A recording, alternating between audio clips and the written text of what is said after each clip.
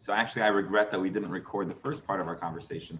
That You mean about Bob Dylan? Yes. Anyways, it's Tuesday, June 22nd. We're studying the Torah, the Tanakh, and we've finished the 5 books of Moses, and we're deep into the book of Joshua. As a matter of fact, the book of Joshua, all told, has 24 chapters.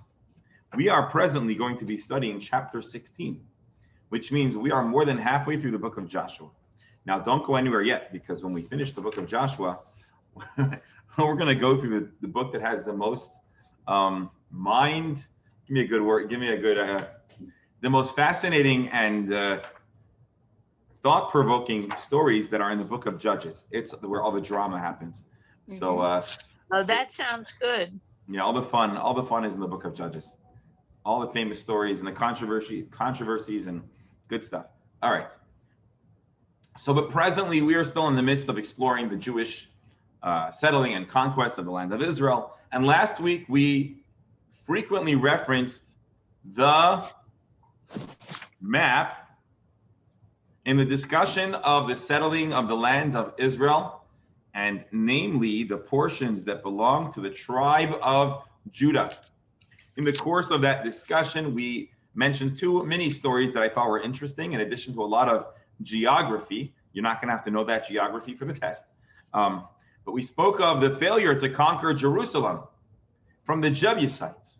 And we spoke of not some kind of super technology that prevented the Jews from conquering it. We spoke of the inability or the unwillingness to break, if you will, the oath between Abraham and those people. We also had another little story, which was the story of the conquest of the city near Caleb. What was the name of that city? Well, I don't remember now, actually, but basically Caleb said, whoever conquers city X will get to marry my daughter. And sure enough, someone named Othniel or Osniel conquered it and marries the daughter of Caleb. And we're talking about a city called Devere. And she negotiated with her father to make sure to give additional estates to provide for them, being that Osniel was going to become an important teacher, leader of the Jewish people. We actually meet him again, if I'm not mistaken, in the book of the Judges. So stay tuned. Now we're going to talk about the next tribe, an important tribe, the tribes descending from Joseph. So we know who Joseph was because we studied the Bible extensively. And we know Joseph was a very important player in the first generation of Israelites being in the land of Egypt. Joseph, famously, the abused middle child. He wasn't quite a middle child. He was closer to being a younger child. His father favored him. His brothers did not like him. He's sold as a slave. Eventually, he has a rags to riches story where he becomes second to the king. He eventually facilitates his entire family's move to Egypt. And that's ultimately what helps the Jewish people survive a terrible famine. Unfortunately, following that story of survival, the Jews become slaves. After the slavery, they become freed by Moses. They spend 40 years wandering through the desert. And what happens next is what we're talking about now, the settling of the land of Israel. The descendants of Joseph had 2 sons, Manasseh and Ephraim. Today we're going to meet those sons, but not as individuals, but as clans, as tribes, as they negotiate and settle their portion in the land of Israel. And for the purpose of today's discussion, we'll be referencing this map as well as this map. One map being something a little more modern and contemporary on Google Maps, and we'll also be using the maps that's provided here. We have to use our imagination to visualize how that's Israel today, but we'll do our best, and we'll try to line them up so we can kind of see the two as we go through the story. Yes. I don't know if you ever watch Bill Maher, the comedian. He is quite left in terms of his politics, but in his last show, he made a brilliant defense of Israel and showed the map, showed various maps of what the Palestinians would have gotten if they had agreed to the 1947 partition plan and what they have today. But he was debating Nicholas Kristof of the New York Times, and you would really be proud of his defense of Israel in the present time. Yes, Joy, you'll be pleased to know I actually saw that clip and I felt exactly as you described.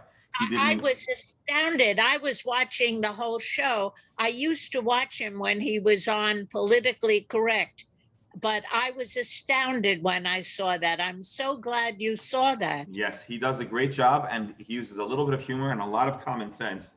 And it should be mandatory watching for anyone that wants to be able to understand how to have that conversation.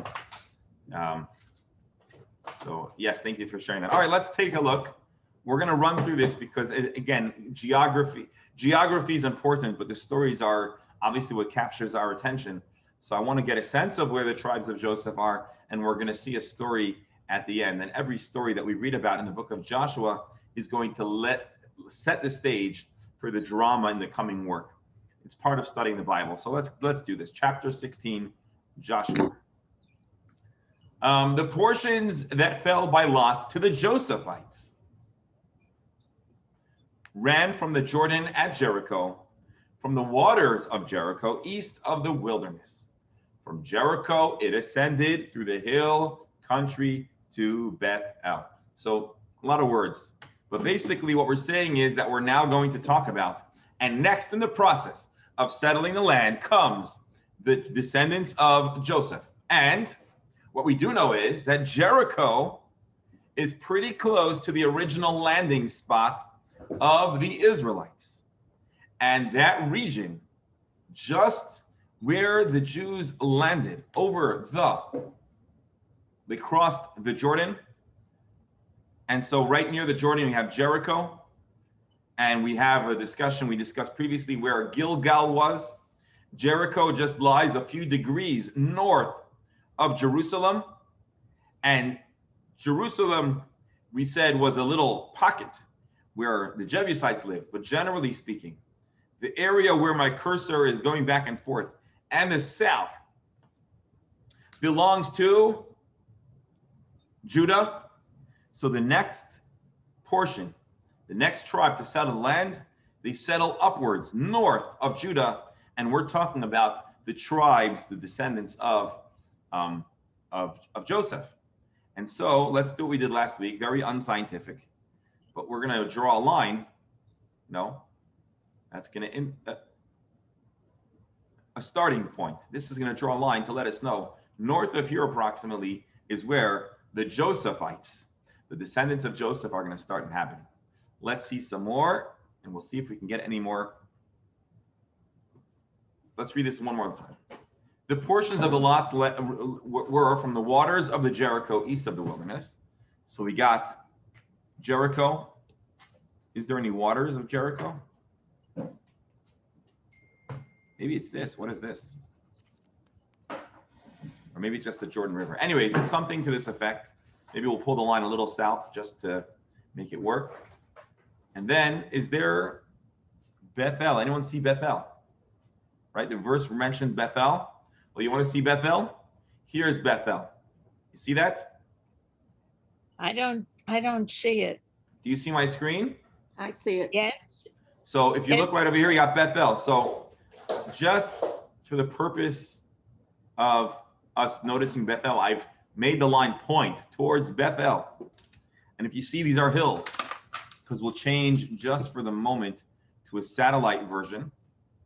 And we'll notice that there's a lot of low mountains and hills over here. And so Jericho, Beth-el, probably more accurately, we should put the line over here. These hills, modern day Ramallah, this is considered West Bank. These are areas that are not entirely under Israeli control today, but part of the historic land. From Beth-el, it ran to Luz and passed on the territories of the Archi and Atarot. So again, not having the exact parallel to this day, but we're going to understand that it ran around here. By the way, these are very historic areas, not only in the time of the book of Joshua, but the story of Hanukkah happens all in this region, the region that we call Judea. And actually here you see this city called Modi'in. Modi'in today is a beautiful, prospering Jewish settlement or city, but the city of Modi'in is actually where the heroes of the Hanukkah story lived. So just for a little bit of history whiplash. All right, let's read some more. The territory descended westward to the territory of the Japhletites and the border of the lower Beit Horon and Gezer, and ran to the sea. So the line, first of all, has to go all the way till here. Now we're going to do something. We're going to Google and see if the, oh, here, Gezer. So let's zoom out now. Oh, beautiful. You see that? So the Bible mentions Gezer. That's right over here. So we actually did a great job drawing this line across to the sea, running through Gezer. Gezer, today there's a modern area called Gezer. There's a, how do you call it? There's a kibbutz Gezer. And there's also, I believe, ancient archaeological digs somewhere in this region.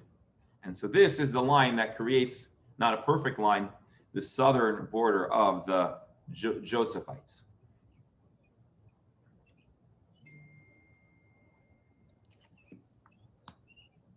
Thus, the Josephites, that means Menashe and Ephraim, received their portion.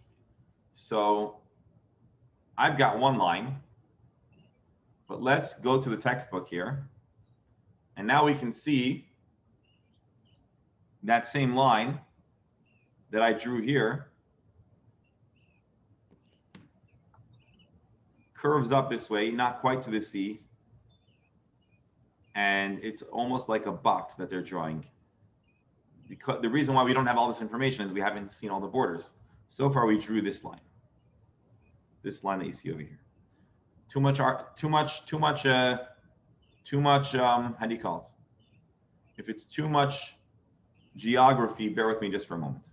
All right, so the portion that fell by lot for the Josephites ran from the Jordan. I read that already, hold on. The territory of the Ephraimites. So Joseph has two sons, Menashe and Ephraim. And so they split up this land.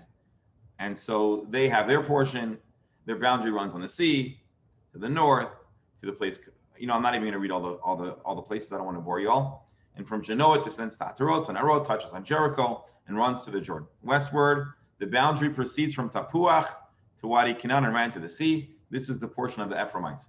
So there's one city that I wanted to look for, which was Tapuach. So let's look for Tapuach. Bear with me one more time. I'm not going to keep on doing this. Tapuach. You know what a tapuach is in Hebrew? No. A tapuach, I believe, is an apple. Oh. I believe so, right? So what's just tapuach? No, that's it. On your map with the names, Yes. is it Menashe, Manasseh? That is Yes. the son. That Thank is you. one of the sons. So basically, if you look here, it's not quite a box, but forget this little thing. It's basically a square where the two tribes kind of intermesh.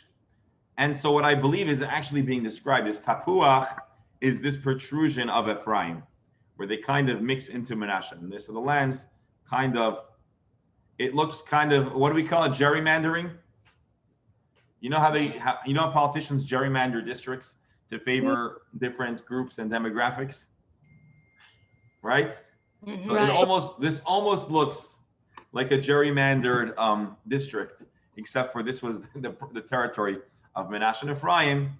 And if I'm understanding this correctly, we would draw another line here, and maybe another line here, and then a line here, and a line here, a line here, and this would probably be something like Ephraim's land. Again, this is just a very rudimentary map reflecting somewhat on the text and a little bit on what we've read, some of what we read is seen on the map. Let's go back. This was the portion of the tribe of the Ephraimites by their clan, together with the towns marked off for the Ephraimites within the territory of Manasseh. So as you can see, there's a closer linking between Manasseh and Ephraim, these two tribes, because they're really co-clans, they're really one family. And so in the map, you can see they kind of mesh into each other, and it seems like there are pockets of Ephraimites in Manasseh and vice versa. Now, I want you to remember something else. Half of the tribe of Manasseh was already settled across the border with their livestock. Do you remember that? Yes, with the cattle. With the cattle. So half the tribe has this big, vast holding that was primarily intended for grazing. And then the other half is intermeshed with their brother tribe, Ephraim. So they had areas that were earmarked for them. However, they failed to dispossess the Canaanites who dwelt in Gezer. So the Canaanites remained in the midst of Ephraim, as is still the case, but they had to perform forced labor. So basically, this map, we look for Gezer. Remember, you have to find Gezer again. Where was Gezer? We found it, and we'll search again. It was higher, I think. Yeah, no, that's. So basically, right on the southern tip of their boundaries, they had an area that was due to them, and they didn't fully evict. They didn't fully evict the people of Gezer, this ancient city. And by the way, I see something silly, just unrelated. There's a city called Gizmo, or a yeshuv called Gizmo. Anyways, all right. So basically, this is the tribe of Ephraim. We kind of drew a map. It's not exactly like that, but it looks like a witch's hat. Maybe something like that. Mm-hmm. If I understand. Anyways, okay, this is very all right. So they have their territory, and so that's Ephraim. Now the brother or the sibling twin tribe is going to now get their share. That was Ephraim. Now let's talk about Manasseh. This is the portion that fell by lot to the tribe of Manasseh, for he was Joseph's firstborn. Well, Machir, who was the firstborn of Manasseh, who had a child, Gilead, was a great warrior. So Gilead and Bashan were assigned to him. What's Gilead and Bashan? Gilead and Bashan are the regions over here, or I'm sorry, let's look in this picture. That's the region that was across the Jordan over here. Gilead and Bashan goes to one family, the descendants of Machir, son of Manasseh. The remainder of the tribe, most of the tribe, end up with this smaller territory right over here. Isn't that interesting how it works? Now, assignments were made for the remaining Manassites by their clans. The descendants of Abiezer, Chelek, Asiel, or Asriel, Shechem, Hefer, and Shmida. So 1, 2, 3, 4, 5, 6 sons had families that were all part of the clan of Manasseh, and they all are going to have one portion of the land, while the descendants of Machir, the firstborn, has that larger portion. Now we're going to rehash a story that you might recognize. Now, there was somebody called Selefchad, whose father was Hefer, who was the son of Gilead. The son of Machir, son of Manasseh, had no sons, only daughters. His daughters were famous: Machla, Noah, Chagla, Milcah, and Tirzah. Say about the territory. This is the story in the Bible. Yeah. This is the story brought in the Bible about the girls who asserted their claim to their land. And these girls' names, by the way, as we might have mentioned previously, they were such heroes in the Jewish people. Yes. That many of these names, although they sound somewhat obscure, are used to this day because they're real Jewish heroines. And everybody would love to have a daughter that would emulate Machla, Noah, Chagla, Milka, and Tirza. And so they had their first story.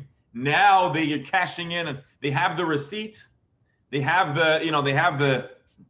their title. Now they're cashing in their chips. Now they're saying, okay, leaders, you remember we had that conversation with Moses. Moshe isn't here. You better respect his word. And this is what happens. They appeared before the leadership, before the priest Eleazar, and to Joshua, son of Nun, and the chieftains, and say, hey guys, remember us? We're back. The Lord commanded Moses to grant us the portion among our male kinsmen.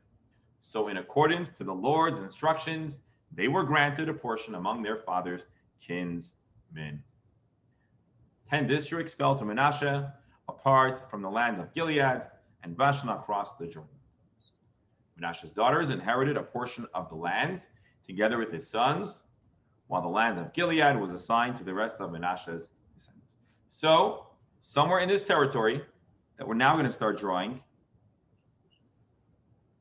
over here, again, the border is tricky, but somewhere over here, these girls resided. They got their share. They got their share. Now, I want to actually make one more note. One of the big issues that occurred here, not issues, but it's going to be an issue, is that the land was actually appropriated by Moses 40 years prior. Now, you know what happens in 40 years? 2 generations can be born, right? 40 years, hypothetically, you could have kids getting married at a young age of 20. They're fertile. They could even have younger. And so in 40 years, you could have 2 generations. Now, if we know anything about math, 2 generations, 40 years, populations can really evolve a lot. You can have one grandfather who has 10 children, or grandmother and grandfather have 10 children. And if each of those children are fertile, they can each have 10 children. There was no birth control back then. And so you could have one family that all of a sudden is going to have hundreds of descendants. You could have another family of 5, but each of those kids only had 3 children. And then we're talking about 15 grandchildren. And let's say each of those only have 2 children. All of a sudden, a small family could have a lot of descendants. A large family could have few descendants. So if you appropriate portions in the land 40 years ago, a lot might change in those 40 years. And because a lot has changed in those 40 years, on occasion, there's going to be a little bit of a pinch, a little bit of a squeeze on some of the tribes, and we're going to see that soon. So Manasseh's daughters inherit the land. The boundaries of Manasseh ran from Asher to Michmitas near Shechem. So let's find Shechem. You know what Shechem is called in modern in Arabic? Shechem is called Nablus. So here is Shechem, Nablus. Shechem was an important Jewish city back then, and the boundary of Manasseh runs near the boundary of Shechem, to the right of it, towards the inhabitants of Ein Tapuach. And I think that Ein Tapuach is also a modern day settlement. I don't know if we're going to find it. All right, we might hold off on finding that, but all right. The region of Tapuach belonged to Manasseh, but Tapuach on the border belonged to the Ephraimites. So we'll look one more time for Tapuach, just for.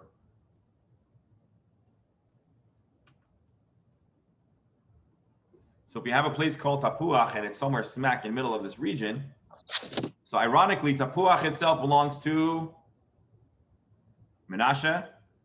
So now we're gonna have to draw some more funky lines over here, where almost like that. And you might have to go like that. So basically the 2 territories were very intertwined. Then the boundary descended to Wadi Kena. The towns to the south of it belonged to Manasseh, to Ephraim, as an enclave among the towns of Manasseh. The boundary of Manasseh lay to the basically the 2 people were very much enmeshed. What lay south belonged to Ephraim, what lay to the north belonged to Manasseh, with the sea as its boundary. This territory was contiguous with Asher on the north and Issachar on the east. Now let's go back to this map. So look, Menashe, Ephraim, Issachar, and Asher are their northern neighbors. Again, what we just discussed, this region, now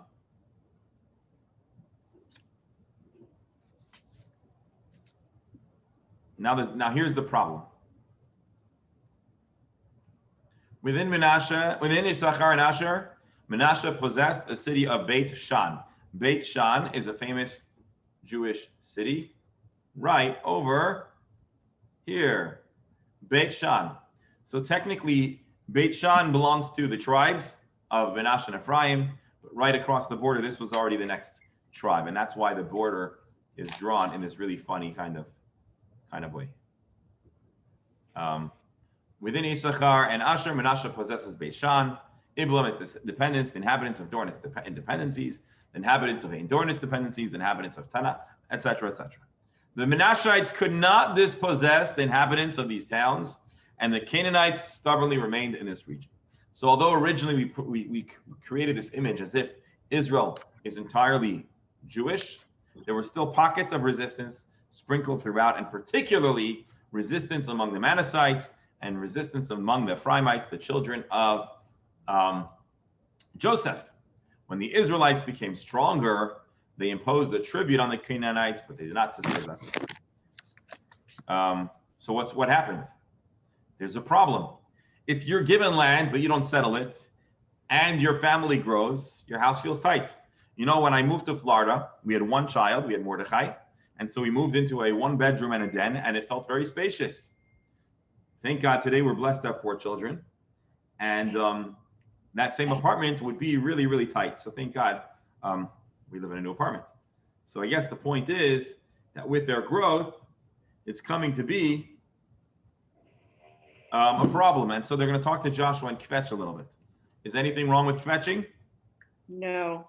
It's one of the common stories of the Jewish people, right? We kvetch. So the Josephites complained to Joshua and said, why have you assigned as our portion a single allotment and a single district? Don't you see where a lot of people God blessed us? We needed more land. And you know what Joshua says? So, you know, you have a lot of people. So on one hand, a lot of people need a lot of space. But on the other hand, a lot of people is a lot of manpower to get things done. So Joshua turns the tables on them. He says, oh, you guys have a lot of people? That's very curious. If you're a numerous people, well, go up to the forest country, clear an area for yourself, go find uninhabited area, clear the forest, and you could go in the territory of the Perizzites and the Rephaim, being that you're cramped in the hill country of Ephraim. So he says, you guys want more land? No problem. Expand, settle, clear, be pioneers, build new cities. But then they responded, no, we can't do that. The hill country is not enough for us. And the Canaanites who live in the valley, they're scary. They've got iron chariots, both in Beit Shan and the valley of Jezreel. So they're supposed to inhabit Beit Shan. They're supposed to inhabit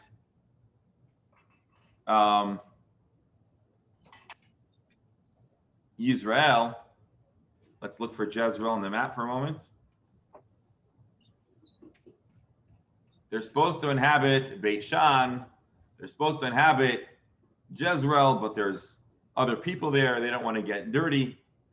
They don't want to, it's kind of dangerous. But Joshua declared to them, you are numerous, go figure it out. If you want more land, you're going to have to be big boys and take it for yourself. The hill country shall be yours. It's the forest land, but you can clear the forest. What's the big deal? You've got a bunch of lumberjacks. You could sell that wood. Did you hear the price of lumber is going up? And you shall also dispossess the Canaanites, even though they have iron chariots and even though they're strong.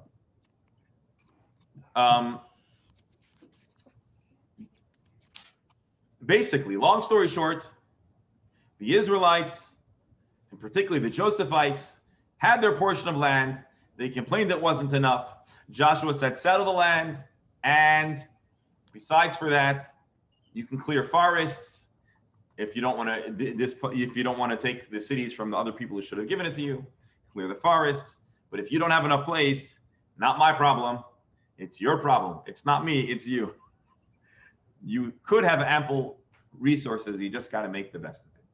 My dear friends, that concludes 2 chapters, chapter 16 and chapter 17, the story of the tribes of Menashe and Ephraim, the descendants of Joseph, the way they settled the land, their intermingled dynamic between the 2 tribes, the story of the daughters of Salafkar asserting their claim, and the story of them kvetching to Joshua, we need more land, and Joshua saying, you need more land, figure it out.